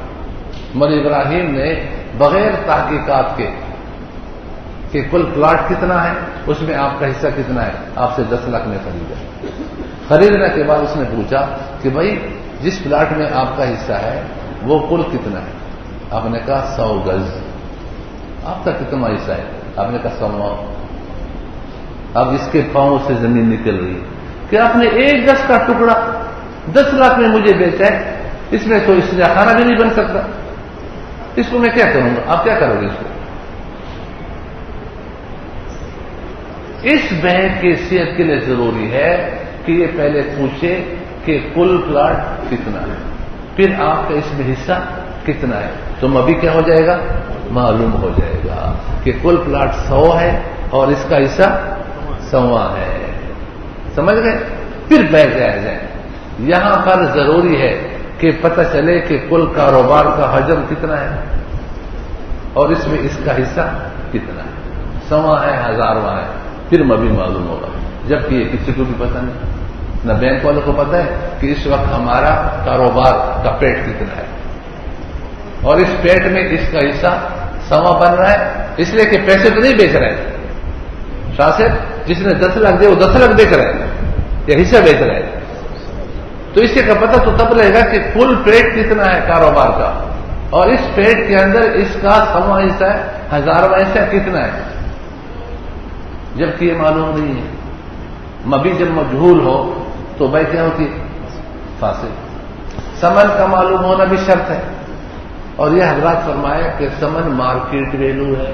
کیا ہے؟ تو یہ جو حصہ بیچ رہے یہ پنکھے بھی ہیں، منجمد اثاثے بھی ہیں، زمینیں ہیں، تو اس کے سب کی مارکیٹ قیمت لگانا یہ کسی کے بس میں ہے؟ ثمن وہ ہے جو مارکیٹ ویلو ہے. تو مارکیٹ ویلو کسی کو بھی معلوم نہیں، تو ثمن بھی مجہول. ثمن بھی کیا ہوا شاہ مجہول. تو ثمن مجہول ہو تو بھی بے ناجائز ہے. اچھا، ایک شرط آپ لوگوں نے پڑھی ہے کہ بے کیا ہو، اس میں ترازی بھی شرط ہے. مبادلۃ المال بالمال بالترازی. ترازی کی شرط ہے یا نہیں؟ جو پیسے نکلوا رہا ہے اس کو پتہ ہے کہ میں کوئی چیز بیچ رہا ہوں. جو مینیجر ہے اس کو پیسے دے رہے اس کو پتہ ہے کہ اس ساتھ ہم خرید رہے. تو ترازی دیکھو، اس کے لیے 2 شرطیں ہیں. ایک تو یہ کہ اس کو بے کا علم ہو، بے کا علم ہو، اور دوسری یہ کہ اس کو اختیار ہو کہ بینک کو بیچے یا بینک کے علاوہ کسی اور کو بیچے. جب اس کو بے کا علم ہی نہیں اور اس کو اس کا اختیار ہی نہیں کہ کسی اور کو بیچ سکتے ہو تو یہ ترازی ہے. تو یہ ترازی نہیں تو بے کیسے صحیح ہوگی؟ نمبر 3، آپ کو بتایا تھا کہ بینک کی جتنی بیوع ہے وہ سب ادار ہے. اس ادار میں بھی جو حصہ بیچنے والا ہے اس کا حق ہے یا نہیں ہے؟ تو یہ ادار کو بھی بیچ رہا ہے، ادار کو بھی بیچ رہا ہے. کتابوں میں لکھا ہے، اصل بتاؤں بھی آپ دیکھیں کہ جس کے ذمے آپ کا دین ہے اس کو تو بیچ سکتے ہو لیکن کسی اور کو نہیں بیچ سکتے. مولانا تسلیم سے بولے مولانا کے ذمے میرا 1 من گندم ہے، تو یہ 1 من گندم میں مفتی مولانا صاحب کو بیچ سکتا ہوں لیکن میں شاہ صاحب کو نہیں بیچ سکتا ہوں کہ ان کے ذمے جو میرا 1 من گندم ہے وہ میں نے 1000 میں آپ کو بیچا. اس کو کہتے ہیں بیع الدین علی غیر من علیہ دین، یہ ناجائز ہے، اور بیع الدین علی من علیہ دین یہ جائز ہے. اب یہ جو بینک والا بینک ہے، ہمارا دین بینک پر نہیں ہے بلکہ بینک نے جس کو سامان بیچا ہے مدیون وہ ہے، اور ابھی ہم حصہ بیچ رہے ہیں کس کو؟ بینک کو بیچ رہے ہیں. تو دین ایک پر ہے اور بیچنا دوسرے پر ہے، تو یہ جائز ہے. یہ سمجھ گئے بات کو؟ اسی طریقہ پر بینک کے اندر اس جو سرمایہ کا ایک حصہ نقد بھی ہوتا ہے. کیا ہوتا ہے؟ اور نقود میں جو بیع ہے، نقود میں جو بیع ہے اس میں ضروری یہ ہے کہ مجلس بیع کے اندر اس پر قبضہ ہو. کیا ہو؟ تعین ضروری ہے، اس لیے کہ ایک ملک کی کرنسی کا ایک جنس ہونا سب کا اتفاق، سب کا. اب اگر میں 1000 روپے تم پر بیچ رہا ہوں، تم بھی 1000 روپے پر خرید رہے ہو، تو اسی مجلس میں قبضہ ضروری ہے. اگر قبضہ نہیں کیا تو کیا ہوگا؟ نسیہ، ربن نسا یہ لازم آئے گا، ربن نسا یہ لازم آئے گا. کتنے وجوہ ہو گئے دیکھو، مبی مجہول، ثمن مجہول، عدم ترازی، بیع الدین علی غیر من علیہ دین، اور نمبر 5 ربن نسیہ. یہ 5 خرابی اس میں ہے، پھر بھی نہ جائے گا. چلو ہم رسانے کی وضاحت جلدی پڑھیں. رسانی کی وضاحت اور دلیل. بنا پر تسلیم بیع اس میں درج ذیل خلاف شرع امور کی وجہ سے یہ بیع ناجائز، فاسد اور بہت مسود ہے. نمبر 1 جہالت مبی. بیع کی صحت کے لیے یہ شرط ہے کہ مبی معلوم ہو، لہذا بوقت بس تفصیل مت پڑھو، علماء ہے. جہالت میں بھی آگے جہالت سمن. نمبر 1 جہالت مبی، نمبر 2 جہالت سمن، نمبر 3 عدم ترازی. یہ عبارت پڑھ لو، یہ جہالت سمن کی نیچے عبارت پڑھو عربی. قال العلامة ابن عابدين رحمه الله تعالى تحت قوله إن قبل القبض لم يصح. قلت ومثله قوله في الذخيرة اشترى شيئا ثم أشرك آخر فيه فهذا بيع النصف بنصف الثمن الذي اشتراه به. انتهى. ومقتضاه أنه يثبت فيه بقية أحكام البيع من ثبوت خيار العيب والرؤية ونحوه، وأنه لا بد من علم المشتري بالثمن في المجلس. بالثمن في المجلس. آگے عدم ترازی کی عبارت پڑھو. بیع میں ترازی طرفین کی شرط ہے. قال العلامة الزیدی رحمہ اللہ تعالی هو مبادلة المال بالمال بالتراضی، وهذا في الشرع وفي اللغة هو مطلق المبادلة من غير تقييد بالتراضي، وكونه مقيدا به ثبت شرعا لقوله تعالى إلا أن تكون تجارة عن تراض منكم. تبیین الحقائق. اور یہاں 2 وجہ سے ترازی نہیں پائی جا رہی. وجہ نمبر 1 بیع میں ترازی کا پایا جانا علم بیع پر موقوف ہے، جبکہ فریقین کو یہ علم ہی نہیں کہ یہ بیع ہو رہی ہے. بینک کے شعبے سے متعلق بعض افسران نے خود بتایا کہ ہم بیع وغیرہ نہیں جانتے، ہم تو ویٹ جانتے ہیں اور اسی کے مطابق معاملہ کرتے ہیں. وجہ نمبر 2 شریعت نے نکلنے والے شریک کو اپنا حصہ بیچنے میں 3 صورتوں کا اختیار دیا ہے، جبکہ بینک اس کو ایک ہی صورت پر مجبور کرتا ہے. اور ظاہر ہے کہ جبر کی صورت میں ترازی متیقن نہیں بلکہ نقصان کی صورت پر مجبور کرنے میں عدم ترازی متیقن ہے. الف بینک کو بیچے، با کسی قدیم شریک کو بیچے، جیم کسی اجنبی غیر شریک کو بیچے، جیسے کہ دارالعلوم کراچی کے تصدیق شدہ مضاربت نامے میں عقد مضاربت ختم کرنے کی صورتوں میں تحریر ہے. نمبر 11 اس عقد کی شرط نمبر 2 اور 3 میں ذکر کردہ تفصیل کے تحت یہ عقد مضاربت ختم ہونے کی صورت میں فریق اول کے اثاثوں کا تصفیہ درج ذیل طریقوں سے ہو سکے گا. الف فریق اول اپنے متناسب اثاث باہمی رضامندی سے فریق ثانی کو بیچ دے. با فریق اول اپنے متناسب اثاث باہمی رضامندی سے دوسرے شرکا یعنی فریق اول کے دیگر ارباب الاموال میں سے کسی کو بیچ دے. جی، فریق اول اپنے متناسب اثاثے باہمی رضامندی سے کسی تیسرے فریق کو بیچ دے، اس صورت میں وہ شخص فریق اول کی جگہ رب المال کی حیثیت میں آ جائے گا اور اس کے ساتھ معاملے کی وہی شرائط و تفصیلات ہوں گی جو اس وقت فریق اول مذکور کے ساتھ ہیں۔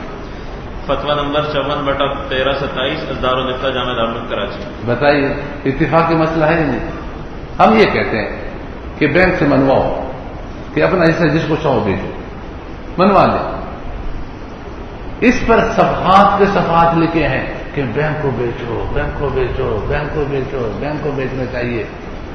صاف مسئلہ لکھو، بینک سے منواؤ کہ شرط ختم کرو، جو رقم نکلوانے والا ہے وہ اپنا حصہ جس کو چاہے بیچ سکتا ہے۔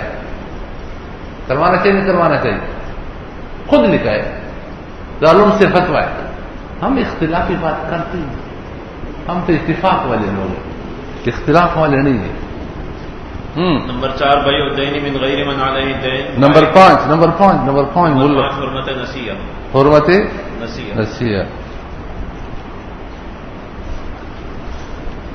آگے جو ہے نا یہ تھوڑی سی بات لکھی ہے کہ حضرت شیخ سلیم اللہ خان صاحب کی نگرانی میں کب ہوا ہے؟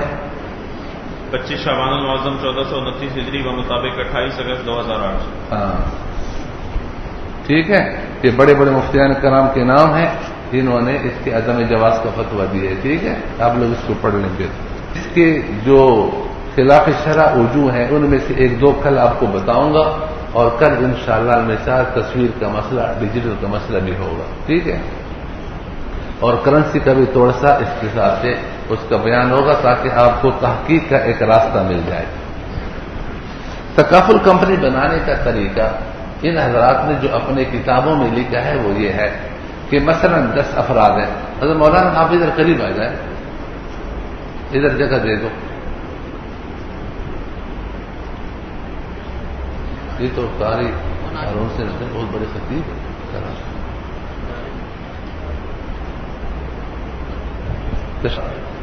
اور آپ کیا نام ہے؟ 10۔ یہ 10 آدمی نے مشورہ کیا کہ ہم تکافل کمپنی بناتے ہیں۔ تکافل انشورنس نہیں، یہ لوگ تکافل اسلامی بیمہ، ہاں اسلامی بیمہ، جو یہ اسلامی بیمہ یہ انشورنس کا متبادل، اس میں انشورنس کا متبادل، ہاں غیر اسلامی بیمہ اور اسلامی بیمہ۔ اس کمپنی کا ڈائریکٹر انہوں نے مولانا عثمان کو بنایا، اور کمپنی کا نام ہے عثمان تکافل کمپنی۔ عثمان تکافل کمپنی۔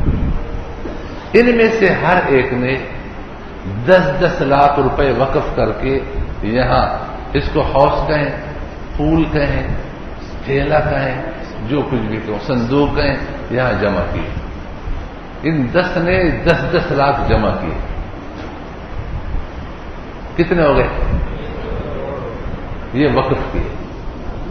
واقفین یہ 10 ہیں۔ واقفین کون ہیں؟ شے موقوف کیا ہے؟ 1 کروڑ روپے یہ شے موقوف ہے۔ اس وقف کا موقوف علیہ کون ہے؟ ضروری ہے نا موقوف علیہ۔ اور اس وقف کا متولی کون ہے؟ ہر وقف کا متولی ہوتا نہیں ہوتا، لیکن یہ ایسا وقف ہے اس کا متولی نہیں ہے۔ بھائی اس کا متولی بناؤ نا، اے ڈائریکٹر صاحب اس کا متولی بناؤ۔ یہ کہنے اگر متولی بنائیں گے تو جس مقصد کے لیے ہم نے یہ رقم وقف کی ہے ہمارا وہ مقصد حاصل نہیں ہوگا۔ کیوں؟ تمہارا مقصد تو اللہ کی رضا ہے۔ ایک آدمی مسجد کے لیے زمین وقف کرتا ہے کہ کیوں؟ تاکہ میں اس میں فیکٹری لگا دوں، ہاں اسے گھر پالوں گا، کیا اللہ راضی ہو جائے تو تمہارا مقصد پورا ہے۔ کہتے ہیں تم بھی مولانا عجیب ہو، ہمارا مقصد پیٹ پالنا ہے، اللہ کو راضی کرنا نہیں ہے۔ اگر مقصد اللہ کی رضا ہے تو پھر ہم اس کا متولی بنا سکتے ہیں۔ اگر متولی بنائیں گے تو ہمارا یہ پیٹ پالنے کا مقصد پورا نہیں ہوگا۔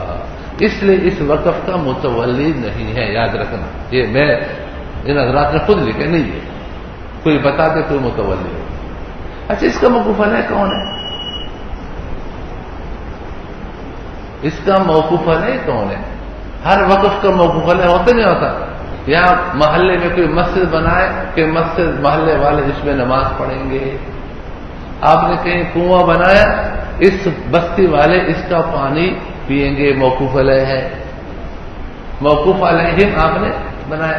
اس کا موقوف علیہ کون ہے؟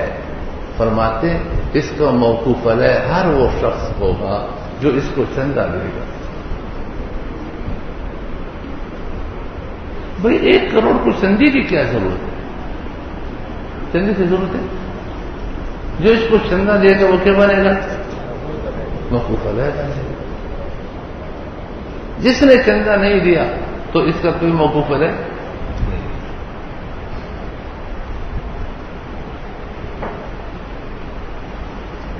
اچھا، یہ ڈھانچہ سمجھ میں آ گیا. یہ فنڈ ہے، کیا ہے؟ یہ شے موقوف ہے. یہ 10 افراد کیا ہے؟ واقفین ہے. شاکر سمجھ میں آ گیا. اور اس کے موقوف علیہ کون ہے؟ جو اس کو چندہ دے گا وہ موقوف علیہ بنتا چلا جائے گا.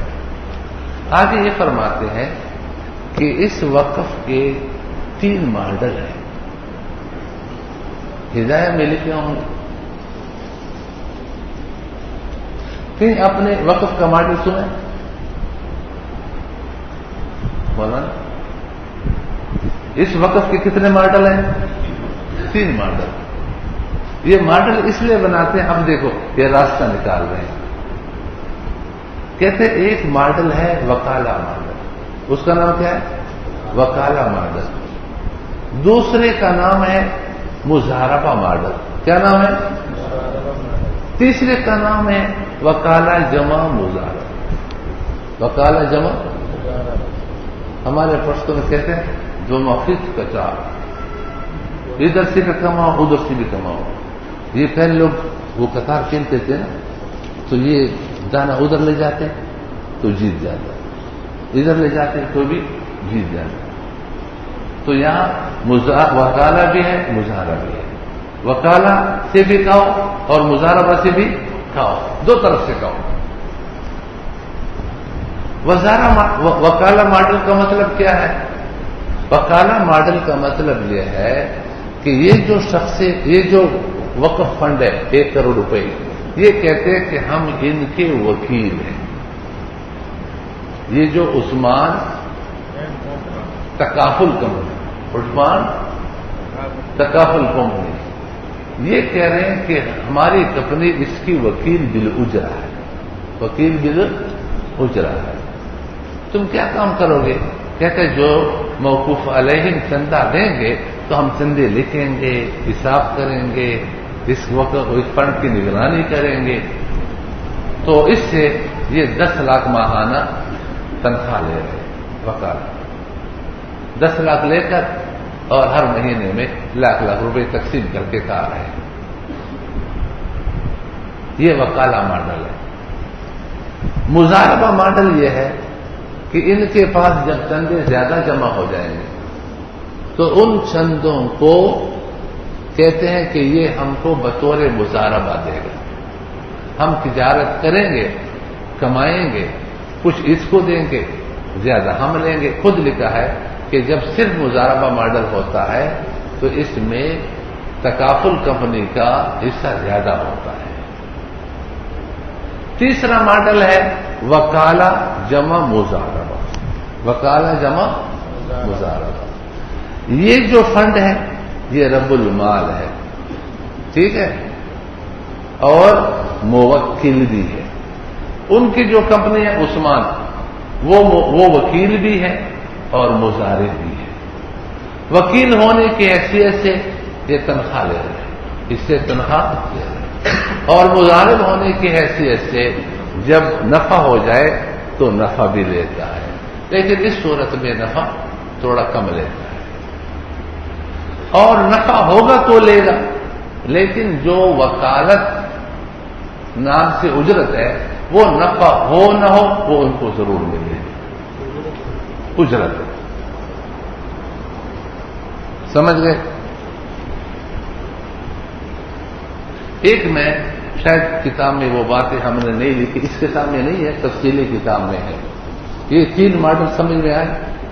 یہ حضرات فرما رہے ہیں کہ ابھی تک جو ماڈل چل رہا ہے وہ وکالہ ماڈل چل رہا ہے۔ کیا چل رہا ہے؟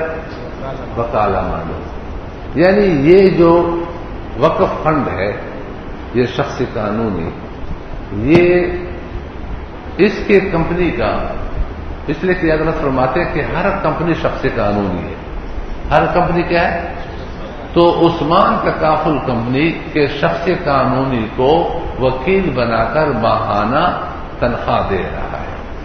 کیا دے رہا ہے؟ تنخواہ دے رہا ہے، اور وہ تنخواہ لے کر کے آپس میں تقسیم کر رہے ہیں۔ اچھا، اگر اس کمپنی نے کوئی اچھی کارکردگی دکھائی، اچھی کارکردگی دکھائی، یعنی اس کے موقوف علیہ میں چندہ دینے والوں میں اضافہ کیا، بہت سارے لوگوں نے چندہ دیا، تو پھر یہ شخص قانونی اس شخص قانونی کو انعام بھی دیتا ہے، جس کو سرپلس بولتے ہیں۔ کیا بولتے ہیں؟ انعام بھی دیتے ہیں، پھر انعام بھی دیتے ہیں۔ مولانا تسلیم صاحب، میں آپ سے ایک بات پوچھتا ہوں، یہ جو شخص قانونی ہے اور اس کمپنی کا شخص قانونی ہے، یہ اس کو وکیل کیوں بنا رہا ہے؟ حساب و کتاب کے لیے۔ یہ بھی اپاہج ہے، مانوی شخص ہے، اس کا نہ سر ہے، نہ پیٹ ہے، نہ ہاتھ ہے۔ اس کمپنی کا جو شخص قانونی ہے اس کا بھی سر، پاؤں وغیرہ نہیں، تو کیا ضرورت ہے اس کو بنا رہے؟ یہ لکھا ہے، میں نہیں کہہ رہا ہوں، ایڈیٹر لکھتے ہیں، اور ایڈیٹر کیا ہے؟ وہ کمپنی ہے، اور کمپنی شخص قانونی ہے، تو اس کو وکیل کیوں بنائے؟ غیر زیرو نے غیر زیرو کو وکیل بنایا، وہ بھی اس کو بھی لکھنا نہیں آتا، اب اس کو پھر وکیل بنانا پڑے گا۔ اب وہ وکیل کس کو بنا رہے؟ زیرو کو یا غیر زیرو کو؟ اگر غیر زیرو کو بنا رہے تو اس کو پھر بھی لکھنا نہیں آ رہا ہے، وہ پھر کسی اور کو وکیل بنائے گا، آخر میں کسی زیرو کو وکیل بنائے گا نہیں بنائے گا؟ تو اس کو چاہیے کہ پہلے سے کسی زیرو کو وکیل بنائے، ماسٹر رضوان کو وکیل بنائے، اور اس صورت میں فائدہ یہ ہوگا کہ ماسٹر رضوان کا ایک پیٹ ہے، ایک پیٹ کو پالے گا، اور جب اس کمپنی کے شخص قانونی کو بنایا تو اس شخص قانونی کے نیچے کتنے پیٹ ہیں؟ 10 پیٹ ہیں، تو 10 پیٹوں کو پالنا بہت مشکل ہے، تو موقوف علیہ ان کے لیے کیا بچے گا؟ وہ تو سارے یہ کہہ رہے ہیں، سارے سمجھ گئے بات؟ اسی طریقہ پر مضاربہ ماڈل میں یہ رب المال ہے، یہ شخص قانونی، اور وہ شخص قانونی کیا ہے؟ مضارب ہے۔ تو اس کی کیا دلیل ہے کہ اس نے MBA کیے ہوئے ہے، تجارت کا ماہر ہے، اور یہ ان پڑھ جاہل ہے؟ یہ شخص قانونی یہ بھی اجہل ہے، نہ سر ہے، نہ دماغ ہے، نہ ہاتھ ہے، کچھ بھی نہیں ہے۔ ان کے کمپنی کا جو شخص قانونی ہے وہ بھی ان پڑھ ہے، تو اس جاہل جٹ نے جاہل جٹ کو کیا بنا دیا؟ مضارب بنا دیا۔ کیوں بنایا؟ نہ اس کو تجارت کا طریقہ آتا ہے، نہ اس کو آتا ہے، نہ یہ کر سکتا ہے، نہ وہ کر سکتا ہے، اس کو بھی اب ضرورت ہے کہ آگے کسی ماہر کو بنا دے، تو یہ پہلے سے کسی ماہر کو بنائے۔ ایسے کام ہم سے یہ بیمہ والوں نے کروائے ہیں کہ کسی کی عقل اس کو قبول کرنے کے لیے تیار نہیں ہے۔ یہ ماڈل بنائے ہیں تاکہ یہ کھائے، چھندے کھائے۔ مجھے لاہور میں کسی نے کہا کہ کوئی آسان بات بتائیں، آپ جو علمی باتیں بتاتے ہیں وہ ہمارے سمجھ میں نہیں آتی۔ میں نے کہا بھیک مانگنا حرام ہے۔ بھیک مانگنا کیا ہے؟ حرام ہے۔ اب یہ جو شخص کون ہے؟ شخص قانونی ہے۔ یہ شخص قانونی جو 1 کروڑ کا مجسمہ ہے، اس کے لیے تم بھیک مانگتے ہو، تو اس کے لیے بھیک مانگنا کیسے جائز ہے؟ اس کو تو ضرورت ہی نہیں۔ یا ہے؟ کوئی ضرورت نہیں. کوئی ضرورت ہے؟ کوئی ضرورت نہیں. حدیث میں تو یہ ہے، حضرت قبیصہ رضی اللہ عنہ جب آئے تھے تو فرمایا 3 کیلے بھیک مانگنے کی اجازت ہے. زبان اٹھائے، جسمانی بیماری ہے جب تک ٹھیک نہ ہو، گھر میں فاقے ہو، 3 آدمی سمجھدار خاندان کی گواہی دے. اس کے علاوہ بھیک مانگنا سخت حرام ہے یا نہیں؟ تو یہ جو شخص قانونی ہے یہ بھوکا ہے، اس کا تو پیٹ ہی نہیں ہے. یہ ننگا ہے، اس کا تو جسم ہی نہیں ہے. بولے عثمان، اس کا جسم ہے؟ جسم بھی نہیں ہے. یہ بیمار ہے، بیمار بھی نہیں ہے. اس کے لیے چندے کیوں مانگتے ہیں؟ اور خود لکھا ہے. یہ ایک بات آخری یاد رکھنا، کل پھر تفصیل سے جائیں گے کہ یہ تکافل کمپنی، اس کے کامیابی کے لیے 4 باتیں ضروری ہیں. ان 4 میں سے ایک بات نہیں تو ہماری تکافل کمپنی اس سے مقاصد پورے نہیں ہو سکتے.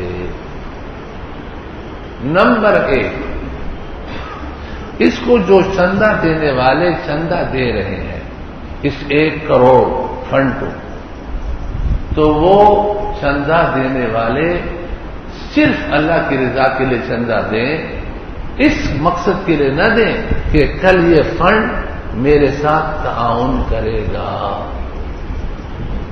میرے نقصانات کا تدارک کرے گا. اللہ کے لیے چندہ دے، اخلاص کے. نمبر 2، نقصانات کی صورت میں یہ جو تدارک کرتا ہے یہ فنڈ، وہ بھی چندہ کی بنیاد پر نہ کرتا ہو، وہ بھی اللہ کے لیے کر رہا ہو کہ یہ ہمارا موقوف علیہ ہے، اس لیے ہم اس کے ساتھ کر رہے ہیں.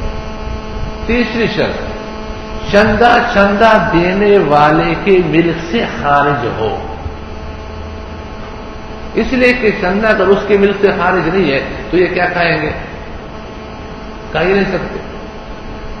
نمبر 4، چوتھی شرط، اس فنڈ کی ملکیت میں چندہ داخل ہو. بند کرو گے، اس لیے کہ خروج الشیء لا الى الملک، یہ لا يجوز، یہ جائز نہیں. تو یہ 4 باتیں اس میں ضروری ہیں. نمبر 1، چندہ اللہ کی رضا کے لیے دے. فنڈ جب تدارک کرے وہ بھی چندے کی بنیاد پر نہ کرے، یہ اللہ کی رضا کے لیے کہ عطائے مستقل، عطائے مستقل. نمبر 3، چندہ دینے کی والے کی ملکیت سے نکل جائے. اور نمبر 4، آپ کہتے ہیں کہ اس کے ملک میں داخل ہو اور اس کے ملک سے نکلے، اس کے لیے ضرورت ہے کہ اس فنڈ کو ہم ایک مانوی شخص بنا کر اس کو حقیقی شخص کی صفات سے متصف کریں. یہ جو مانوی شخص ہے اس کو ہم متصف بنائیں کس کے ساتھ؟ حقیقی شخص. جیسا حقیقی شخص مالک بھی بنتا ہے، مملک بھی بنتا ہے. کسی سے کوئی چیز لے کر مالک بنا، کسی کو کوئی چیز دے کر کے مملک بنا ہے. تو مالک بننے کی ضرورت کیوں ہے؟ تاکہ جو چندہ دے رہے ہیں ان چندوں کا مالک. اور مملک بننے کی ضرورت کیوں ہے؟ تاکہ مولوی عثمان کے پیٹ کو پالے، اس کو مالک بنا سکے، اس کو بھی مالک بنا سکے. یہ 4 صفات. اب وہ فرماتے ہیں کہ یہ جو فنڈ ہے، یہ کیا ہے؟ جو فنڈ ہے یہ فنڈ کیا بنے گا؟ یہ جو فنڈ ہے، فنڈ وقف فنڈ، اس میں اس بات کی صلاحیت ہے کہ یہ ایسا شخص بن سکے. اس کے علاوہ کوئی اور فنڈ اس میں یہ صلاحیت نہیں.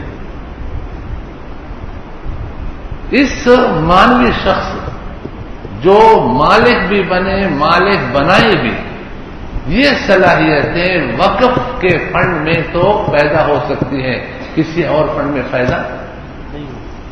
اس لیے اس فنڈ کا وقف ہونا ضروری ہے. اگر اس فنڈ کا وقف ہونا باطل ہو جائے، فاسد غلط ہو جائے، تو پھر اس میں یہ صلاحیتیں نہ مالک بننے کی صلاحیت ہوگی نہ مالک بنانے کی صلاحیت ہوگی۔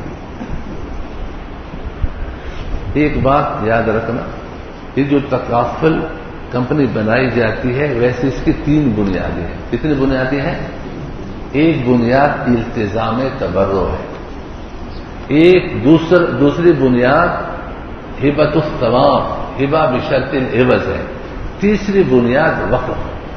ہمارے پاکستان کے علماء فرماتے ہیں کہ پہلے بنیادوں پر جو وقف کمپنیاں بنی ہوئی ہیں، تکافل کمپنیاں، وہ غلط ہے۔ عرب میں جو تکافل کمپنیاں ہیں ان میں سے اکثر یا تو التزام تبرع کی بنیاد پر بنائی گئی ہے یا ہبۃ الثواب، ہبہ بشرط العوض کی بنیاد پر بنائی گئی ہے۔ اس لیے وہاں پر اگر یہ سبق ہم پڑھاتے ہیں تو وہاں 3 بنیادوں پر ہم بات کرتے ہیں۔ مدینہ منورہ میں 1 مرتبہ بلکہ 2 مرتبہ یہ اس کا نوبت آیا، تو وہاں پر ہم نے 3 بنیادوں پر کہ التزام تبرع کی بنیاد پر کمپنی اس طرح بنائی جاتی ہے اور اس کے فساد کی وجوہ یہ ہے، ہبہ بشرط العوض کی بنیاد پر کمپنی اس طرح بنائی جاتی ہے اور اس کے فساد کی وجوہ یہ ہے، وقف کی بنیاد پر اس طرح بنائی جاتی ہے اور اس کے فساد کی وجوہ یہ ہے۔ لیکن چونکہ پاکستان میں تکافل کمپنی والے حضرات خود فرماتے ہیں کہ وہ 2 بنیادیں غلط ہیں، اس لیے ان 2 بنیادوں پر بات کی ہمیں ضرورت نہیں ہے۔ تو وقف کی بنیاد پر جو کمپنی بنائی گئی ہے، یہ حضرات فرماتے ہیں کہ وقف فنڈ یہ ایسا فنڈ ہے کہ اس میں شخص حقیقی کی صلاحیتیں مانی جا سکتی ہے، کسی اور فنڈ میں یہ صلاحیتیں نہیں مانی جا سکتی۔ مجھے سمجھ گئے؟ اب ہم جو وجوہ پیش کریں گے، بعض وجوہ ایسی ہوں گی کہ ہم کہیں گے کہ آپ کا یہ وقف ہی صحیح نہیں۔ جب وقف باطل ہو گیا تو وقف کے علاوہ یہ فنڈ رہ گیا اور وقف کے علاوہ کسی اور فنڈ میں شخص قانونی تو رہا نہیں، اب اس میں شخص حقیقی کی صلاحیتیں نہیں رہی، نہ مالک بنتا ہے نہ مالک بنا سکتا ہے۔ تو جن لوگوں نے چندہ دیا وہ ان کی ملک سے خارج نہیں ہوا، اس لیے کہ اس میں مالک بننے کی صلاحیت نہیں ہے۔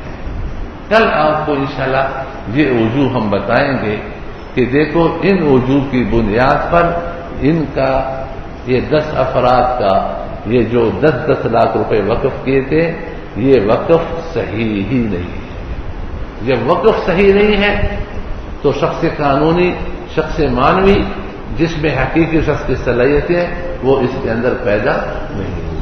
جب پیدا نہیں ہوئی تو جن لوگوں نے چندہ دیا ہے وہ چندہ ان کی ملک سے خارج نہیں ہوا اور اس کی ملک میں داخل انہوں نے آج تک جتنا کھایا ہے اجرت کے نام سے وہ دوسروں کا حق کھایا ہے، ان کے پیٹوں میں حرام پڑا ہوا ہے، شرعاً ان کے ذمہ واجب ہے کہ ان سب کو واپس کریں۔ شاہ نور صاحب ہنسنے کی بات نہیں ہے، تدارک کا سوچیں، جو حرام پیٹ میں دیا ہے اس کا تدارک شریعت نے بتایا ہے کہ جن کا حق ہے اس کو واپس کریں، اس لیے تمہارے ذمے ہے کہ یہ واپس کرو، ٹھیک ہے؟